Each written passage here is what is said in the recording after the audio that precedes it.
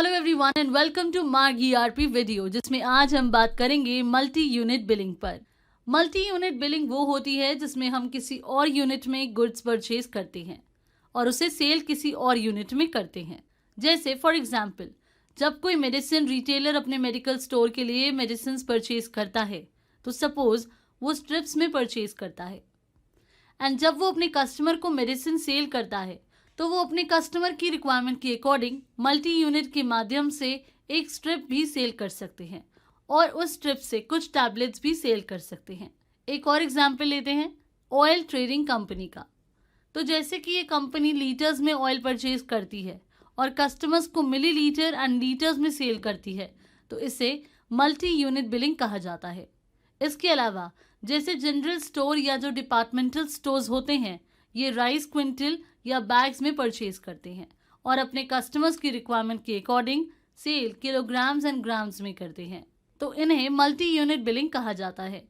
आइए अब देखते हैं कि आप मार्ग सॉफ्टवेयर में मल्टी यूनिट बिलिंग कैसे कर सकते हैं। और इस वीडियो में हम आपको फार्मेसी में मल्टी यूनिट का सेटअप कैसे कर सकते हैं और कैसे मल्टी यूनिट में बिलिंग कर सकते हैं, इसका प्रोसेस बताने जा रहे हैं। जिसके लिए पहले हम कंट्रोल रूम में मल्टी यूनिट का सेटअप करेंगे, जिसके लिए हम मास्टर्स मेन्यू से मार्क सेटअप से कंट्रोल रूम में आएंगे और एंटर करेंगे। देन यहाँ से सर्च इन ऑल फील्ड पर क्लिक करेंगे और सर्च फील्ड में मल्टी यूनिट टाइप करेंगे और यहाँ से एक्सेप्ट बटन पर क्लिक करेंगे।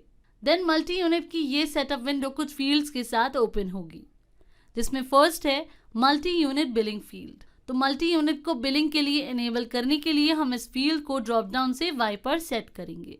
देन है ask quantity in N unit 1, Y unit 1+2, C unit 1+3। इसका मतलब है कि आप किस यूनिट में बिलिंग करना चाहते हैं। और मार्क सॉफ्टवेयर में आप 3 यूनिट तक अपनी यूनिट मेंटेन कर सकते हैं, जिसमें फर्स्ट होती है स्मॉलर। फार्मा में स्मॉलर का एग्जाम्पल लें तो जैसे कि टैबलेट। देन होती है लार्जर यूनिट जैसे कि स्ट्रिप, और थर्ड यूनिट बिगर जैसे कि बॉक्स या केस। और फार्मा में मोस्टली 2 स्टेजेस या यूनिट ही यूज होती हैं। तो आप अपने अकॉर्डिंग यहाँ से सेट कर लेंगे कि आप कितने और किन यूनिट्स में बिलिंग करना चाहते हैं। तो सपोज हम 2 यूनिट्स ले लेते हैं, यूनिट 1 एंड 2, जिसके लिए हम इस फील्ड को Y पर सेट करेंगे। देन है फर्स्ट वेट ऑन यूनिट 1 और 2। अब जैसे कि हमने यूनिट 1 एंड यूनिट 2 सिलेक्ट की है, तो यहाँ से आप सिलेक्ट करेंगे कि बिलिंग के टाइम आपका कर्सर यूनिट 1 पर स्टॉप हो या फिर यूनिट 2 पर स्टॉप हो। ये आप अपने अकॉर्डिंग सेट कर लेंगे। जैसे कि अगर आप यूनिट 1 में ज़्यादा सेल करते होंगे तो यूनिट 1 पर इस फील्ड को सेट करेंगे, नहीं तो यूनिट 2 पर सेट करेंगे। फिर नेक्स्ट फील्ड है rates in unit 1 single, 2 multi, pieces, boxes, cases. यहाँ से आप सिलेक्ट करेंगे कि बिल जनरेट करते टाइम यूनिट का रेट कैसे कैलकुलेट हो, सिंगल या मल्टी। फॉर एग्जाम्पल स्ट्रिप और टैबलेट है, और अगर हम बात करें स्ट्रिप की, मान लो कस्टमर हमसे एक पूरी स्ट्रिप परचेज कर रहे हैं, तो एक पूरी स्ट्रिप का प्राइस अलग होगा। और इसी तरह से अगर कस्टमर उस स्ट्रिप की 4 to 5 टैबलेट्स ले रहे हैं, तो उन टैबलेट्स का प्राइस पूरी स्ट्रिप के प्राइस के अकॉर्डिंग अलग होगा। तो इन सबको अगर आप मैन्युअली कैलकुलेट करेंगे तो इससे आपका काफी टाइम कंज्यूम होगा, लेकिन मार्क सॉफ्टवेयर आपके इस मैन्युअली हेक्टिक को बड़ी ही आसानी से कम कर देगा और जिससे आपका टाइम भी सेव होगा। जिसके लिए अगर आप इस फील्ड को 1 पर सेट करते हैं तो इस केस में सॉफ्टवेयर एक ही रेट पर कैलकुलेट करेगा जो आपने आइटम में एंटर किया होगा। और अगर आप इस फील्ड को 2 पर सेट करते हैं तो अगर आपने आइटम क्रिएट करते टाइम स्ट्रिप का या बॉक्स का रेट मेंशन किया है, तो सॉफ्टवेयर अपने अकॉर्डिंग बिलिंग के टाइम पर पीस का रेट कैलकुलेट कर लेगा। इसको अभी हम आगे इम्प्लीमेंट करके देखेंगे तो आप इस फील्ड को अच्छे से रिलेट कर पाएंगे। अभी हम इस फील्ड को 2 पर सेट करते हैं। इसके बाद नेक्स्ट आते हैं शो कॉस्ट इन यूनिट 1 और 2। मतलब जब स्टॉक की वैल्यूएशन हो तो गुड्स की वैल्यू आप किस बेस पर देखना चाहते हैं, यूनिट 1 के बेस पर या यूनिट 2 के बेस पर, मतलब कि पर आइटम वाइज या स्ट्रिप और बॉक्स वाइज। तो अभी हम इसे एज इट इज रहने देते हैं। फिर है आस्क यूनिट 1 इन डेसिमल। अगर आप यूनिट 1 में डेसिमल इनेबल करना चाहते हैं तो इस फील्ड को इनेबल कर लेंगे। देन है यूनिट नेम, और यहाँ आप देखेंगे कि 3 यूनिट नेम्स शो हो रहे हैं, यूनिट 1, 2 एंड यूनिट 3। यहाँ आप वो नेम मेंशन करेंगे जो एज अ यूनिट आपको बिलिंग विंडो पर शो हो। फॉर एग्जाम्पल यूनिट 1 जैसा कि हमने बताया था स्मॉलर यूनिट के लिए यूज होती है और हमने स्मॉलर यूनिट ली है टैबलेट, तो हम यूनिट 1 में टैबलेट का शॉर्ट नेम टैब मेंशन करते हैं। इसी तरह से यूनिट 2 लार्जर यूनिट के लिए यूज होती है, जैसे कि स्ट्रिप, तो हम यहाँ यूनिट 2 में शॉर्ट में स्ट्रिप को STRP में मेंशन करते हैं और यूनिट 3 एज इट इज रहने देते हैं। एंड ये यूनिट नेम आप अपने अकॉर्डिंग सेट कर लेंगे कि आपके ट्रेड के अकॉर्डिंग आपके लिए स्मॉलर, लार्जर और बिगर यूनिट क्या है और आप कौन सी यूनिट बिलिंग के टाइम यूज करना चाहते हैं। फिर एंटर या पेज डाउन की प्रेस करके नेक्स्ट पेज पर आते हैं। देन है शो स्टॉक इन यूनिट। इसका मतलब है कि आप मल्टी यूनिट में अपने स्टॉक को कैसे व्यू करना चाहते हैं। जैसे यहाँ 5 ऑप्शंस दिए हैं। पहला है कि आप यूनिट 1 के अकॉर्डिंग स्टॉक देखना चाहते हैं, जिसमें आपको पर स्ट्रिप में कितनी टैबलेट आपके स्टॉक में अवेलेबल है वो शो हो, या सेकेंड यूनिट के अकॉर्डिंग स्टॉक शो हो, दैट इज स्ट्रिप्स के अकॉर्डिंग, या यूनिट सेकेंड एंड फर्स्ट दोनों का स्टॉक शो हो कि पर आइटम की कितनी स्ट्रिप्स अवेलेबल हैं और कितनी टैबलेट्स अवेलेबल हैं एटसेट्रा, जिसको अभी हम 2 पर सेट करते हैं। और प्रोसेस में जब हम आपको इम्प्लीमेंट करके बताएंगे तब ये फील्ड को आप अच्छे से समझ पाएंगे।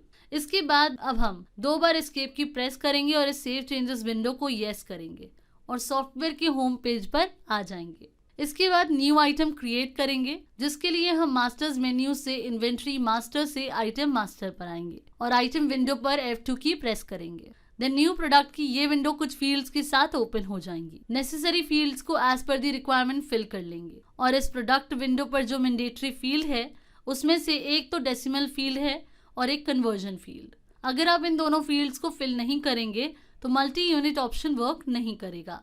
तो हम 1 by 1 नेसेसरी डिटेल्स को फिल करते हैं, जिसमें पहले प्रोडक्ट नेम मेंशन करते हैं, फिर है unit first and unit second जो ऑटो फिल होगी कंट्रोल रूम में आपने जो सेटअप किया है उसके अकॉर्डिंग। फिर है डेसिमल, तो ध्यान देंगे कि अगर आप मल्टी यूनिट में बिलिंग कर रहे हैं तो आइटम क्रिएट करते टाइम डेसिमल को येस रखना मैंडेटरी है, इसलिए इस डेसिमल फील्ड को हम ड्रॉप डाउन से येस करेंगे। फिर मेडिसिन किस कंपनी की है वो सिलेक्ट कर लेंगे। देन HSN सिलेक्ट कर लेंगे टैक्स के लिए। देन एंटर करते जाएंगे। फिर MRP, purchase rate, sale etcetera mention कर लेंगे और ध्यान रखेंगे कि आप इसे लार्जर यूनिट के अकॉर्डिंग ही मेंशन करेंगे।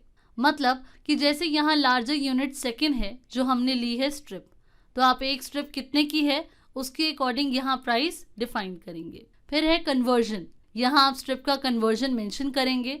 मतलब कि जैसे एक स्ट्रिप में 10 टैबलेट्स हैं या 15 टैबलेट्स हैं, तो आप उस स्ट्रिप में कितनी टैबलेट्स हैं उसके अकॉर्डिंग कन्वर्जन मेंशन करेंगे। जैसे हम अभी 10 मेंशन करते हैं और फिर चेंजेस को सेव करेंगे, जिसके लिए कंट्रोल W की प्रेस करेंगे और सेव चेंजेस विंडो को येस करेंगे और बैक आ जाएंगे सॉफ्टवेयर होम स्क्रीन पर। अब परचेज बिल पर आते हैं। लेजर सिलेक्ट करते हैं, देन पार्टी नंबर मेंशन करेंगे, एंटर प्रेस करते जाते हैं, टैक्स टाइप सिलेक्ट करेंगे that is local, central etcetera और अगेन एंटर करते हुए आइटम विंडो पर आते हैं। अब यहाँ से जो आइटम अभी आपने क्रिएट की थी वो सिलेक्ट कर लेंगे, उसका batch number, expiry date mention कर लेंगे। फिर सपोज हम 10 स्ट्रिप्स परचेज करते हैं और परचेज रेट ऑटो फिल हो जाएगा। अभी सिंपली एंड की प्रेस करते हुए परचेज बिल को सेव करते हैं। सॉफ्टवेयर होम स्क्रीन पर आते हैं। अभी स्टॉक देखते हैं, जिसके लिए कंट्रोल I की प्रेस करेंगे। देन आइटम सर्च करेंगे जो परचेज की है, तो आप देखेंगे कि आइटम की 10 स्टेप्स का काउंट शो हो रहा है, जैसे कि हमने अभी परचेज की थी। एंड कंट्रोल रूम में सेट किया था कि हमें यूनिट सेकंड के अकॉर्डिंग आइटम्स का स्टॉक शो हो, तो आप देख सकते हैं सॉफ्टवेयर आपको 10 स्टेप शो कर रहा है। तो आप आइटम का स्टॉक जैसे देखना चाहते होंगे उसके अकॉर्डिंग इस फील्ड को सेट कर लेंगे। अगर हमने यहाँ यूनिट 1 लिया होता तो आपको सॉफ्टवेयर इस आइटम का 100 का स्टॉक शो करता, क्योंकि हमने 10 स्ट्रिप्स परचेज की और पर स्ट्रिप का कन्वर्जन है 10, तो 10 मल्टीप्लाई बाय 10 इक्वल टू 100 हुआ। अब आप इस show stock in unit field को समझ पा रहे होंगे। तो अभी हम इस विंडो से बाहर आते हैं एंड सेल बिल क्रिएट करते हैं, जिसके लिए ऑल्ट के साथ N की प्रेस करेंगे और सेल बिल विंडो पर आएंगे। देन लेजर विंडो से कस्टमर लेजर सिलेक्ट करते हैं और एंटर करते हुए आइटम विंडो पर आते हैं। आइटम लेते हैं जो क्रिएट की थी।